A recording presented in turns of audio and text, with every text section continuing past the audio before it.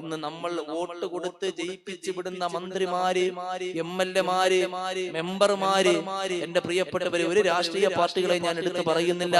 പാവപ്പെട്ടവന്റെ വീട്ടിൽ മുഴുവന് കയറി വന്നിട്ട് വോട്ട് ചോദിച്ചിട്ട് ജയിപ്പിച്ചാൽ ഇന്ന വാഗ്ദാനങ്ങൾ ചെയ്തു തരാമെന്ന് പറഞ്ഞിട്ട് പോയിട്ട് എന്റെ പ്രിയപ്പെട്ടവരെ ജയിച്ചു കഴിഞ്ഞാൽ പിന്നെ അവരെ കാണില്ല.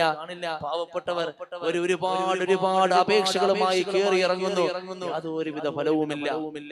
യാതൊരുവിധ ഫലവുമില്ല. 20ഓളം രാജ്യങ്ങളുടെ അധിപനായി മാറിയ മനുഷ്യന് സമയമുണ്ടായിരുന്ന രാത്രിയിൽ പാവപ്പെട്ടവരുടെ അത്താണിയാകാനും അവരെ രോഗിയാണെങ്കിൽ ശുശ്രൂഷിക്കാനും ആ മനുഷ്യന്റെ പേരാണ് ചരിത്രത്തിൽ ഇന്നേ വരെ മറക്കാൻ കഴിയാത്ത.